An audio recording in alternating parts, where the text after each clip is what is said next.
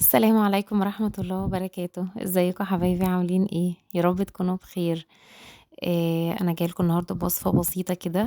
آه اكيد كلنا بنعرف نعملها، انا هعملها لكم بطريقتي وان شاء الله طريقتي تعجبكم. دي طريقة كيك بس بدقيق الذرة. طعمها حلو جدا وبتبقى خفيفة جدا ولذيذة وبيبقى طعمها مختلف شوية عن الكيك العادي. هنعملها مع بعض بطريقة بسيطة جدًا وهتطلع معانا حلوة أوي كده زي ما أنتم شايفين، ما فيهاش فراغات كبيرة ومتساوية من جوّه وهشة وعالية، وكمان ببيضة واحدة بس أو بيضتين هتطلع معانا بنتيجة حلوة جدًا. تابعوني لآخر الفيديو، ويا ريت لو لسه حد ما اشتركش يا ريت يشترك، واللي يعجبه الفيديو ما ينساش يحط لي لايك. إن شاء الله الفيديو يعجبكم وأقدر أقدم لكم فيه حاجة كده تفيدكم يعني. انا بقالي فتره ما نزلتش فيديوهات ولا نزلت اي حاجه خالص، كانت لي ظروف خارجه عن ارادتي، بس ان شاء الله هحاول ابدا ارجع اعمل معاكم وصفات تاني بسيطه كده وسهله برضو زي ما انتم متعودين مني. وان شاء الله وصفاتي تعجبكم وتنال اعجابكم ان شاء الله. زي ما انتم شايفين لازم ادوق معاكم طبعا الوصفه. بجد كان طعمها حلو جدا. جربوها وان شاء الله هتعجبكم. يلا بينا نخش على المقادير، اوعوا تنسوا اللايك والاشتراك. يلا نخش بينا على المقادير والطريقه. اول حاجة هنجيب خلاط وهنحط فيه بيضتين اتنين بس، اتنين بيضة، ممكن نستخدم بيضة واحدة بس كمان، انا ساعات بعملها بيضة واحدة بس، ما بيكونش عندي بيضتين بنحط بيضة وبتطلع برضو حلوة جدا، بس انا المرة دي حطيت بيضتين. وهحط طبعا على طول بعد البيض لازم نحط على طول الفانيليا. نحط كيس فانيليا على البيضتين وهنضربهم الاول لوحدهم في الخلاط مع معلقه كبيره من الخل. بيضتين وكيس فانيليا ومعلقه خل هنضربهم كويس في الخلاط زي ما انتم شايفين كده. وهرجع احط عليهم بقى بقيه المقادير التانية كلها. انا حطيت كوبايه كوبايه ونص سكر، بس حطيت دلوقتي كوبايه وهحط نص كوبايه كمان. وكوبايه من اللبن. كل حاجه احنا بنستخدمها تبقى بدرجه حراره الغرفه، ما تكونش حاجه ساقعه. يعني لو لبن في التلاجة نطلعه ندفيه شويه على النار. ودي نص كوباية زيت. يبقى احنا كده حطينا كوباية ونص بيضتين الأول، معلقة خل، كيس فانيليا، كوباية ونص سكر، آم، كوباية لبن دافي ممكن نستبدله بمية، بس لو عايزين طعم أحلى نحط لبن. دي نص كوباية السكر اللي قلتلكوا عليها حطيتها في الآخر، يبقى ونص كوباية زيت. هنرجع بالمقادير دي كلها نضربها تاني في الخلاط. لحد ما القوام يبقى لونه فاتح كده معانا ويتقل كده حاجة بسيطة. هننزله في طبق كبير.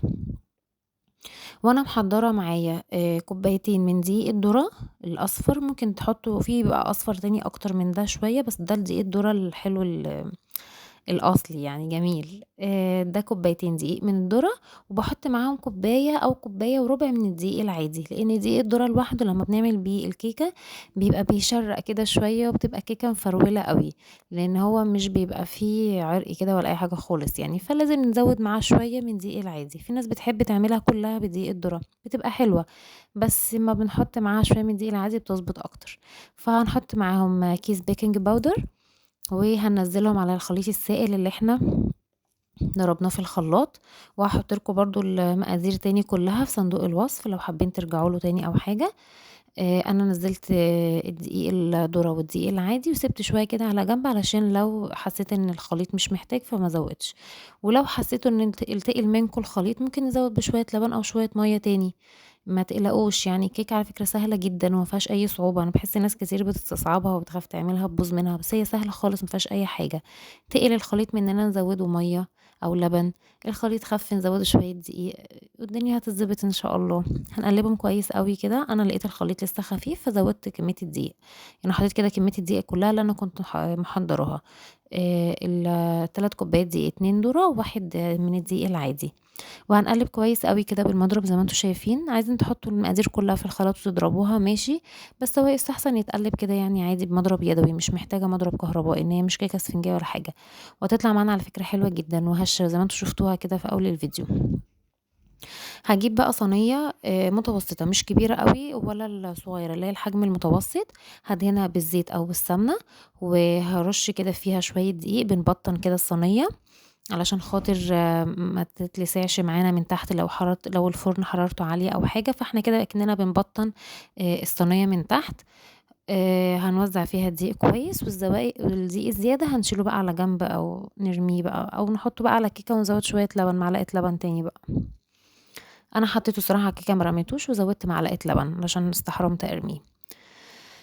بس كده، وكان الخليط كده جاهز معايا. شايفين السمك بتاعه، الكثافة بتاعته عاملة ازاي؟ لازم بيبقى كده عشان يطلع معانا هش وحلو. اتقل من كده بتطلع الكيكة كبسة كده وتقيلة، لكن السمك ده ولا خفيف ولا تقيل، متوسط كده، ده بيطلع معانا كيكة هش جدا وبتبقى خفيفة وجميلة، وبتبقى عالية على فكرة. كانت عالية جدا، بس التصوير مش عارفة موضحها ولا لا، بس هي كانت عالية ارتفعت، يعني شايفين الارتفاع دلوقتي بتاعها لما نزلت الصينية، وهتشوفوها لما تخرج من الفرن. انا طبعا مشغله الفرن قبل ما ابدا في الكيكه اصلا. واما اجي ادخل فيه الكيكه هدخلها، هظبط الفرن على 180. دي قعدت حوالي نص ساعه، بنخبطها خبطتين كده عشان نطلع الفراغات، لو في هوا في الكيك او حاجه يطلع، عشان ما تعملش فراغات واسعه من جوه زي ما قلت لكم، تبقى الفراغات كلها كده متساويه وشكلها حلو.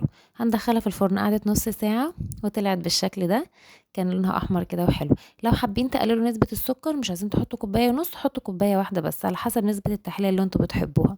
وبألف هنا وشفا.